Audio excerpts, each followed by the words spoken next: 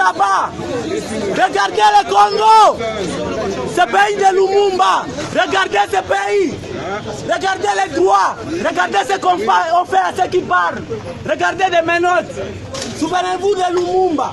Des corrompus, des Congolais, des gens qui tuent ce pays. On tué ce pays. On tué Lumumba et continue à tuer le peuple congolais. Vous le regardez, vous êtes des complices. On tue les gens, on tue les enfants dans des écoles. Vous avez là, les Belges sont partis. Et aujourd'hui, le peuple va parler et vous allez partir aussi. Le temps, on va vous balayer comme ça. Comme on a balayé les gens en Afrique du Sud. Félix akoya kofungola bino miso. Nzambe asali ke mwana wana ya po miso nini ba ekayo ezaki na miso mabino ekweya. Mission Félix azena ngo ezali misato. Mission na ya liboso ezali ko blanchir occupation. Mission na ya mibale ezali ko endormir le peuple congolais pour que mission ya misato a légaliser l'occupation et la balkanisation du Congo. Bobo Sanate retenu 3 missions wana soki to stopper à tenter lobby beaucoup mi rappeler que honoré manda ebisaka kazena 3 missions yango ya accomplir yango. Nous devons stopper ce garçon. C'est notre fils, c'est notre frère, nous devons le stopper. Et c'est le kolomoni mwana ya yibi livré andako azoduka kende ko brader yango boko sauter likolo na ebo simbi ebo plaquer au sol. C'est ce que nous devons faire avec Félix. Nous devons le plaquer au sol. Bande konangai ba Congolais na ba Congolaise ba mboka bisika nyonso bozali bote na bino. Oui, ningi to yebi biso bonso tozali balobeli ya mboka tango situation za malamu te to yaka poto kebisa ba mboka ko pesa ba information ya malamu. Yango wana musala topona yango wana na tango yo tozali na tamoko ya mabeko leka po le pays ne marche pas. Esengeli tokebisa bana nyonso ya mboka na oyo ezali koleka na mboka kopesa vraie information oyo boyebi te. Tolingi tolobela likambo ya problème ezali entre Félix na Église catholique. Bandeko na ngai bana mboka eloko fo toyeba ete ba religieux to église ezali esika oyo bato bakende kosambela. Biso nyonso tokendeki na ba église. Alors ba pasteur basango bazali intermédiaire entre mundimi na pouvoir. Bazokoteya po ete peuple abongwana. Bazali koteya peuple koyiba te, corruption za mabe, kindumbe za mabe, boye boye. Ezali rôle na bango bazwi en tant que ba religieux po ete peuple abongwana. Lelo tokoloba ete non, ndenge tolandi Félix alobi ke moi je vais lutter contre la corruption, je vais lutter contre ceci. Mais bakokolite ndenge nini pendant que le pouvoir est même corrompu. Pouvoir ya mungu est déjà corrompu. Et que les prêtres, les pasteurs, basent na tâche moko difficile actuellement pendant que le peuple wana aza na situation ya malonga te. Imaginez-vous que le peuple a lié. Peuple a lié. Situation za malamu te azali na musala te. Akosala ni akokota na ba biloko tozali komona. Oyo vente à barin. Par exemple, ba shege ba koti kote wana baso botola ba téléphone baso kosala makambo ndenge na ndenge ya mabe pona nini ezali nde ko sécuriser peuple wana te. Création d'emploi ezali misala ezali te. Bana bazali kosisa kelasi asilisi azana musala te. Akolia nini? Akomi kotisa na ba jeu autres ko ba rein ba nini parce que kuna kezo pesa $100 akoti. C'est-à-dire que nous devons d'abord lutter na racine il y a problème. Le problème c'est quoi? Le problème c'est le régime qui est en place. Le régime on nous se connaître et ça le régime oyo et ça permettre que peuple wana à évoluer. Et ça permettre le peuple wana azana musalati. Le peuple n'a pas de boulot avant nanda.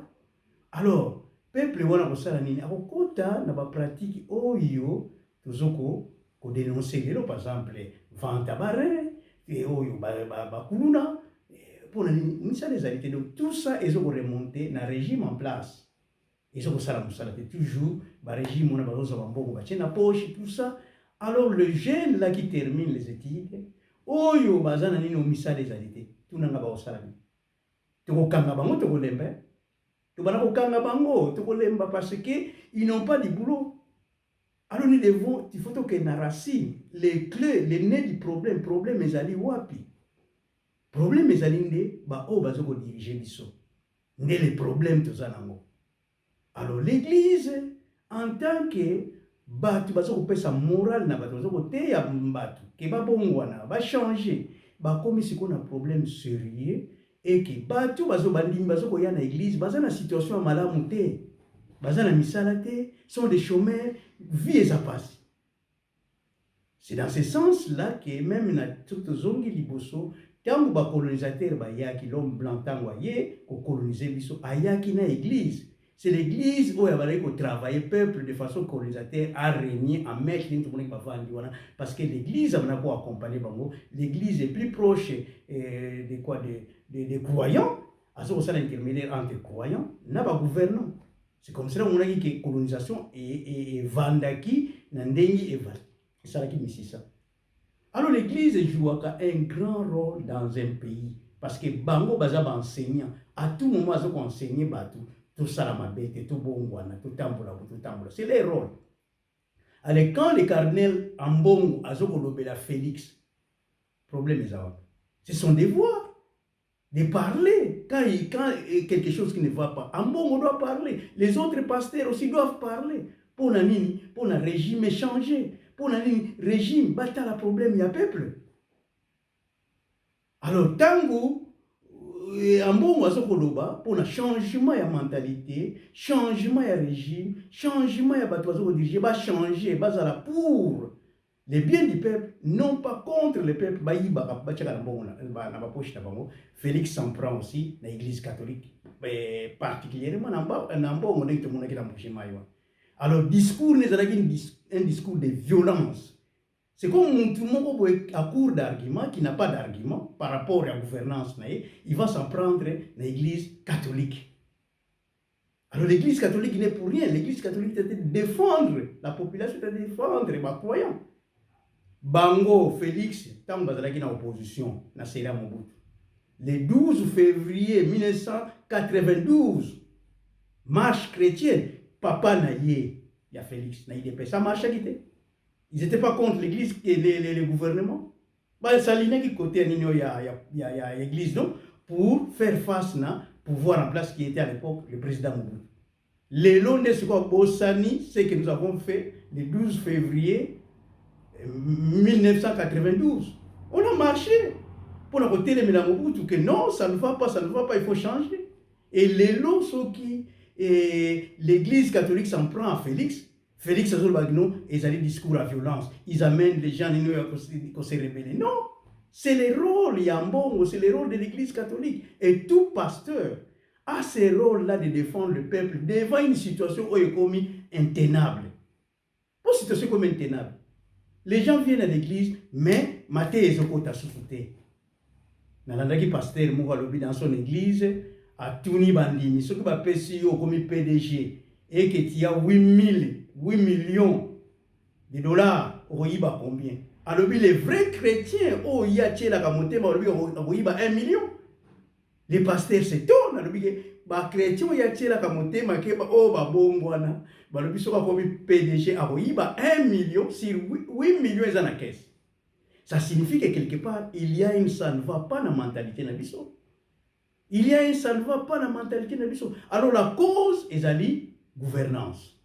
Parce que ces gens-là ne sont pas pour le peuple, pour Bayiba. Alors comment maintenant yo ozoko yiba peuple azali loko mogote, alors yo s'en prendre na peuple wa. Okanga bakulu no kolemba. Félix okanga bakulu no kolemba. Félix baba to barren wana koluka bango kolemba. Parce qu'ils n'ont pas le choix. Bazana choix te. Par manque de boulot, alors boulot bango baponi ko bomaka batu ko zoka barren ko bakulu na ko botula ba téléphone ba côté. Donc, le nœud du problème, c'est Félix, qui ne crée pas d'emploi. yozo salela batu banzela wapi sali ba emploi banzela ngo pe salami le lo pe bukani. Alors tant que vous créez banzela wana, c'est là où vous profitez pour voler votre na ba poche na bi. Tu es bijam. Tu es bi. Ça dit faut créer loko moko boy pour oyiba. Ça dit so bolobi ko sala route moko boy Matadi Kinshasa et que vous dépensez route à moins à 600 millions. Au fait c'est toloba 1 million ka ke bimi be 10 millions. Mais le reste, vous n'avez pas poche na bino. Allez, vous l'avez si route moko boza, exactement makasi. Alors vous vous en prenez aux Chinois, alors que les Chinois n'engagent pas à salaka et loko ndenge zali makoki na bino. Quand vous lui donnez peu de moyens, ça libine loko ya peu de moyens. Alors loko wana et vous melate. Nous sommes en Europe, tout est chinois hein. Sauf que dans le magasin où on a biloko nous c'est zali ya ba chinois, mais première qualité. Alors biso soki ba yena bamboka na biso, tozopesa bango muke, basale no musalani. Ils ne peuvent pas dépenser pendant que bino bo pesi bonbon ke ba sala selon ndenge bino bo pesi limbo. C'est comme cela que zomona ba nzela wana zo sala ma ina ne ale bukani. Parce que mbongo koti na ba poche na bango miete ba chino bazui. Donc problème na biso o zo bundele zalinde problème il y a changement de mentalité. Alors changement de mentalité wana c'est à l'église batu ba kozui la mo. Le mœurs, c'est à l'église. C'est là où nous enseignent les enseignements, il y a bonne vie et mœurs. Maintenant, les ambongo, l'ambongo, les prêtres catholiques et les pasteurs, ils ont du mal parce que le pays ne va pas bien. Le pays va mal. Alors, comment voulez-vous un pasteur à Télémia à prêcher Moutou, Tika Kindumba, Moutou l'era bimila libanda, à Holiayo, mais il va laisser prostituer, pas un bon. Kulu na yena église assemblée na EPC ya bimi ba lobio non kulu neza mabe siko yo OPC alternatif mokota salani. C'est comme cela que Ambongo a raison ya kotelemela Félix.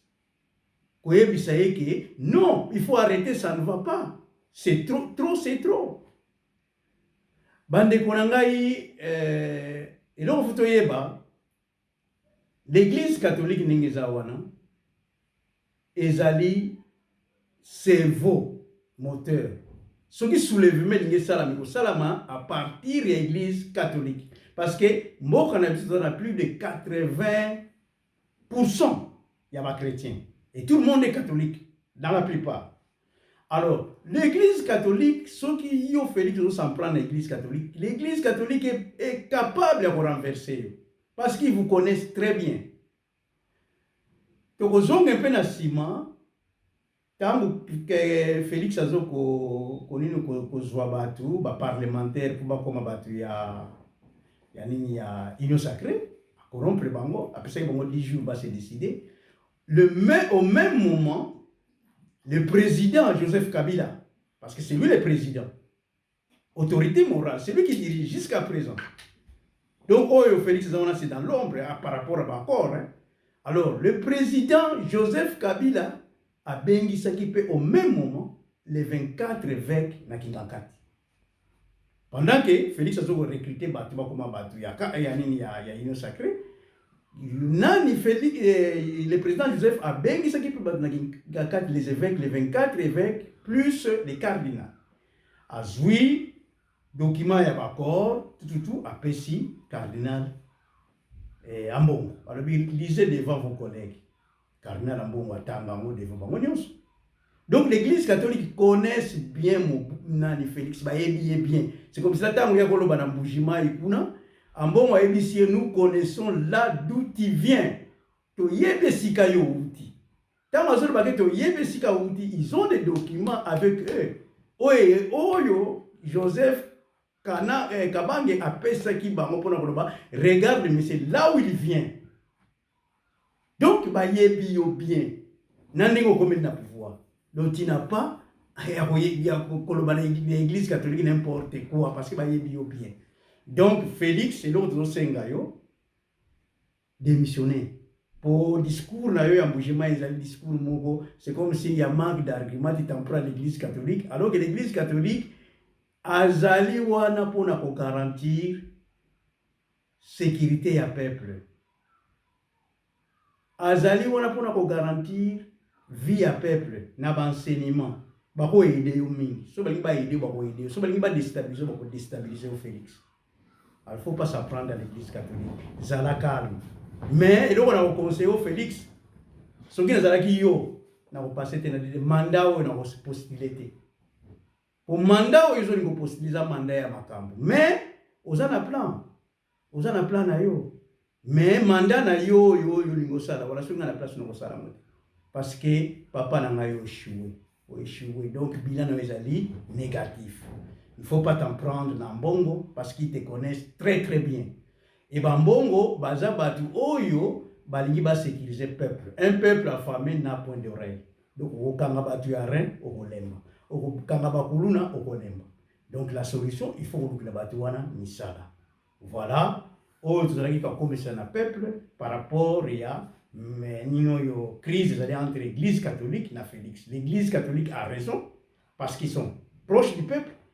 Il y a même tout ce qu'ils enseignent n'entre plus parce que le peuple a commis rebelle. Ils ont affamé, donc ils ont pour la survie. Donc, pour comprendre l'église catholique, place Azali, et le gouvernement, ce qu'on dit que Nini Wanesila, guerre entre tout yo na l'église catholique, nous avons au peuple à l'aise. Nous avons ça la montée. Pour les missions, nous avons une mission. Alors, il y a un mot pour la population, pour éclairer la population par rapport à ce qui se passe entre Félix et l'église catholique. Alors, il y a beaucoup plus d'informations. Mais le pays va très mal. Merci beaucoup. Ingeta. État de droit. Soki oyo tomona kilobi wana état de droit. Alors, tobosana yango libela. N'ayez pas peur, disait le pape Jean-Paul II. N'ayez pas peur. Et tous ces êtres mortels, ces êtres humains qui essayent de vous faire peur ne sont que de mortels comme nous. Et ils finiront tous dans le cercueil comme nous. Au niveau du pays, le pays va très mal. Le Congo va mal. Et qu'on ne vous trompe pas. Il y en a qui vous tiendront des discours en vous faisant voir que vous êtes au paradis.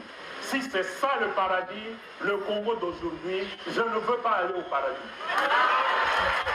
Peuple congolais, ne soyons pas comme Jonas, qui se refuse à faire ce que Dieu attend de lui et se retrouve victime de tous les malheurs du monde. Il est plus que temps pour que la conscience patriotique soit ajoutée à notre foi. Nous devons nous lever contre l'alliance diabolique de Kigali et Kinshasa qui permet au Rwanda de dominer et contrôler tout au Congo pendant que se poursuivent les massacres de nos compatriotes à l'est du pays dans l'indifférence totale. Il est temps pour chacun de nous de faire sa part afin que Dieu fasse la sienne et nous assure la victoire. Gardons ensemble la flamme de notre espérance et de notre assurance dans les promesses que Dieu nous fait depuis l'époque de Simon Kimbangu, dont tous les Congolais dans le monde entier se préparent déjà à célébrer le premier centenaire.